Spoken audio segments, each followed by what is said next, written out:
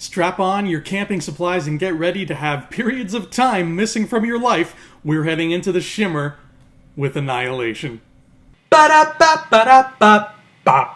Welcome to Thumb Together. My name is Andrew Fantasia, and we are going to be talking about Annihilation together today. As always, if you enjoy this sexy video, please be sure to click that like button and definitely click that subscribe button because it helps me out a hell of a lot. Anyway, with that business out of the way, let's talk about Annihilation. This is the new movie by Alex Garland. Alex Garland wrote and directed Ex Machina a couple years ago. That was one of my favorite movies of that year.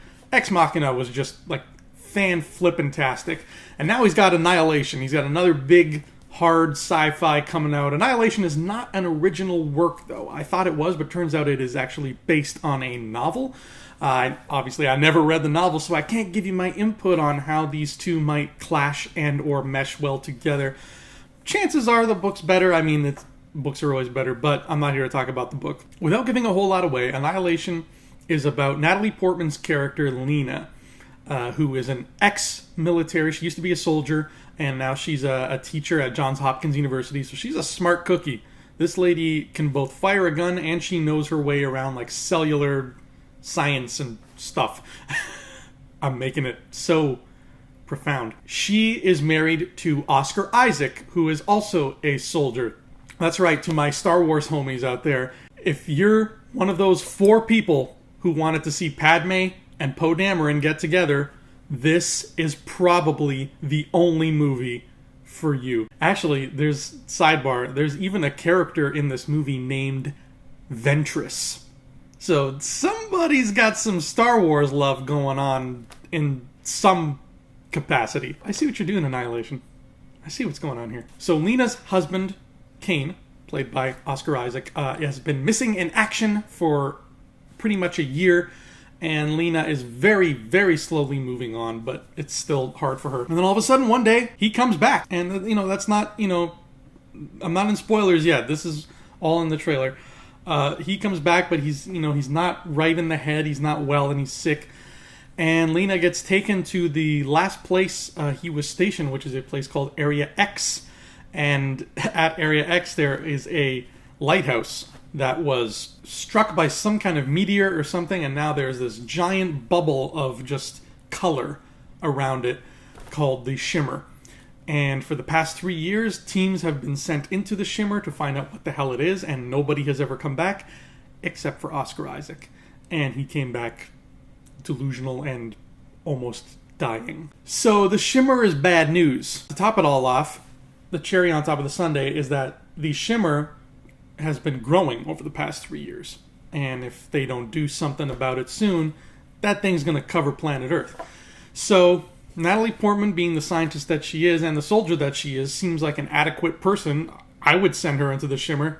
She can take care of business in there. What kind of movie is Annihilation? Is it a science fiction? Is it a horror? Is it a war movie? It's kind of all of the above, which I like. It doesn't really stick to one genre in particular. It really just overlaps everything. It's definitely got a lot of hard sci-fi to it. However, there is one scene in particular. If you've seen it, you know the scene I'm talking about, but there is a scene that involves just people sitting in chairs. And this scene might be one of the scariest, most disturbing scenes I've seen in a movie in a very long time. And I don't want to say any more because it's really in the thick of spoilers. You'll know it when you see it. The cast that they put together was great for this. You got Jennifer Jason Leigh.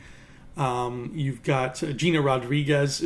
I've never watched Jane the Virgin, but if she's as good on Jane the Virgin as she is right here, then damn, Gina Rodriguez kicks ass, man. She's terrific. And then you got Tessa Thompson.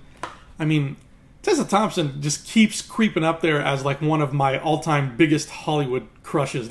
She's like one of the most beautiful women in the world, and she's just consistently great everything she's in. She plays this really, shy, demure girl in this, and she's always just kind of like got her hoodie on, and she's not really, she's sticking off to the side of the group. She rocks. She was my favorite character, but that could be because I'm biased and I love her a lot. But yeah, the cast was small, but it was great. Benedict Wong has this little cameo too, which is neat. It's always fun to see him. So this team of 5 women, different specialists in different fields, head into the Shimmer to try to figure out WTF is going on. And that's our movie. That's Annihilation. Any further into that pond, and I'm diving into spoiler territory, so let me hold off on that for now, and let me just give some broad thoughts here. I like smart movies a lot. I do. I like movies that make you think. I like it when stories don't spoon feed you everything. And, you know, Clash of the Titans remake, I'm looking in your direction. I like just intelligent movies. I do. I'm that kind of person. And Annihilation is one of those movies that is too smart even for me.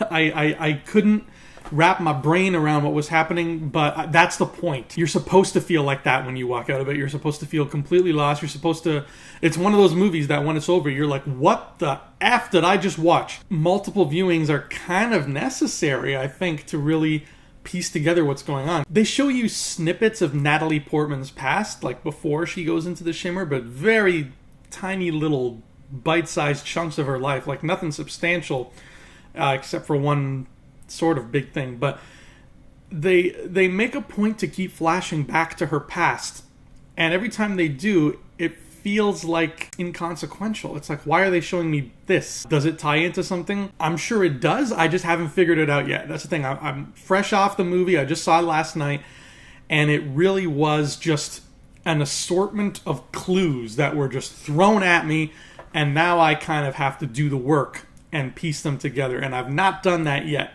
And I probably should have done it for this video, but hey, I mean, that's the fun. Speculation is what it's all about, right? If you go into this looking for answers, if you want to know what the Shimmer is, if you want to know what is happening, and you want the movie to tell you, you're going to be disappointed. Because the movie is not going to tell you. The movie is going to tell you things, and you are going to look at those things objectively and be like, hey, I could be wrong, but this part reminded me a lot of this part. And, if you think about it, they sort of do this, then you're on the right track. Then you're doing what Alex Garland and what the writer of the book wanted you to do. I speak for them as if, we're tight or something. That's just the kind of movie Annihilation is. It's going to be cerebral. It's going to be a brain buster. You're not sitting there, shoving popcorn in your face and watching things blow up. This is not that movie at all. It is very quiet. It is very slow. It is very cerebral, and you are gonna want to know what happens, but you got to do that work. You got to earn that, baby. They're not just gonna be like, here comes the plot, open wide. No, this isn't that movie. So let's go into spoilers now, because there's a lot in here. Where do I even start? Goddamn. Inside the Shimmer, everything is kind of like this steamy, humid soup of life. It's just, I know it sounds gross when I put it that way, but it is. It's this moist swampland of soup. And life is everywhere. Cells are duplicating. The design of what's inside the Shimmer is gorgeous, because the use of color that they have in there is just, it's fantastic. Whether it's plant life or animals or a mixture of both, everything in the Shimmer takes on this quality of refracted light. It's sort of like the album cover to Pink Floyd's Dark Side of the Moon. It's just a refraction of light into a rainbow. That's everything in the Shimmer, whether it's, like I said, flora, fauna, what have you. It's just this rainbow-colored prism of life and light. And it looks gorgeous, absolutely gorgeous. So if you're sitting there and you're 100% confused and you're like, God, I have no idea what's going on, at least you can enjoy some nice visuals. So what is happening in Annihilation? Well, there's big moments in there that give you clues. The Shimmer seems to me, if I had to guess right now, what is it? I would say that it is pure 100% evolution. And just piecing together the clues the movie gave me, there's a flashback scene where Lena and Kane are in bed and they're talking about whatever, and Lena brings up the aging process. And she says that the aging process is a mistake made by God, because it's something that cells do where they start to break down or whatever. And she says, if this didn't happen to cells, we could look, 28 and gorgeous for the rest of our lives. And Kane, who seems like he's much more religious than Lena, he says, God doesn't make mistakes. And she's like, well, yeah, he made one. I mean, because he made one mistake, I'm going to get gray hair and you're going to go bald and we're going to get wrinkly and die. So there's this matter of how evolution messed up and things keep getting weaker. And in the Shimmer, that seems to be the exact opposite. It seems like things keep getting stronger in the Shimmer. And the best example I can think of is the bear. Like I said, we're in spoilers now. This is big time. One of the crew members gets attacked and killed by a bear. And first of all, this does not look like a normal bear. It's really mutant looking. It's got like this big long jaw. This is a freaky ass bear. Then about 24 hours later, that same bear tracks down the rest of the team. In order to lure them, the bear makes a cry that sounds like their dead team member screaming for help. The women are taking shelter in this house they found, and they just hear like, help, help, please help. And they run outside, and it's this bear who's like, help, help, please help. And it's so disturbing to hear that voice come out of a monster. And the whole scene with the bear, that's the scene I was talking about earlier, scared the hell out of me. Just the sound design of the noises that come out of that bear. Because it's like 75% bear and then 25% human voice. And like, I'm not doing it justice right there, but god damn was that ever terrifying. And this is not a nice bear. This is a bear who, rips somebody's face off with its teeth. Evolution is clearly giving this bear an advantage. It's not making it older. It's not weakening it as time goes on. It's making it much stronger, which is what Natalie Portman said she wished God would have done. Speaking of that house that they were in when the bear attacked, when they walk into this house, which is in the middle of a swampland that's been abandoned and evacuated because of the whole Shimmer, they make a point of showing us that the house, at least the front foyer of the house, is exactly the same as Natalie Portman's house back home. I could hear kind of people in the theater whispering around me when they showed this shot. Somebody else must have caught that. I couldn't have been the only one who caught it, because they made a point. Like the camera was set in the exact same place, so you could see the hall leading to the kitchen, and you could see the really narrow staircase and the picture on the wall. Everything was, note perfect from how you saw it at the beginning of the movie. That to me is the biggest red flag, the biggest, potential clue as to what's going on. It's like, okay, what does that mean? Why does this random house look like her house? I honestly don't know yet. I think it has to do with Kane, because Kane was there. Her husband was there, and that is his house too. So maybe the cells, also, it's not affecting just animals and plants. Maybe the cells are clinging onto the house, and the house is evolving to suit Kane's needs while he's there. I don't know. It's so trippy. That's the thing with this whole movie. It feels like a trippy dream. It is very dreamlike. It puts you in this trance, and when it's over, you're just like, huh? There are moments with Kane where he's constantly leaving videos for the team from when he was going through, and there's this video. Again, a very disturbing video. Don't take your kids to this movie, folks. There's a very disturbing video where he sits down one of his team members, cuts open his stomach, and you see that his guts are moving and swirling around like they're made out of just like smoke. Like they're moving. That alone is, that's a big deal. But what I took away from that scene more than anything else was Oscar Isaac's reaction in the video, because when he cuts open his friend's body and is pointing and like, look what's going on, he doesn't look frightened. He doesn't look like he's gonna be sick or like this is some big shit. We gotta address this. He looks like he is having, and again, I've said this before, Kane sounded like a religious character the way he was speaking earlier in the film, and when he sees this going on inside his buddy, it looks like the look on his face. It looks like he's having a religious epiphany.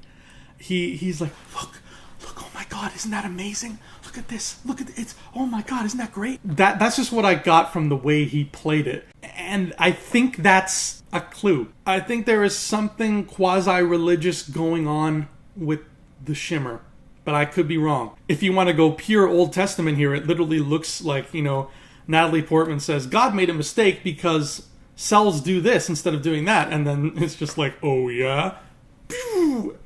Shimmer. Who knows? And of course, the big daddy of everything, the big Lebowski at the end of all this is that Lena reaches the lighthouse. She's the last person left who reaches the lighthouse. Jennifer Jason Leigh is there, but she's not well in the head. She's just babbling incoherently. Jennifer Leigh explodes and turns into this thing. And then the thing takes a drop of blood from Lena's face and it turns into this human shape and it starts mirroring everything she does. And when she tries to kill it by blowing it up with a grenade, it starts to look like her. I don't know what's going on here. Like I said, this is just a soup. Just an anything goes. Whatever you put in here is going to make something soup. Because Tessa Thompson's character got to this point where she was like, I'm not fighting this anymore, I don't care. And she starts sprouting leaves from her arms. And she walks into a meadow and just, that's it. And you don't see her again.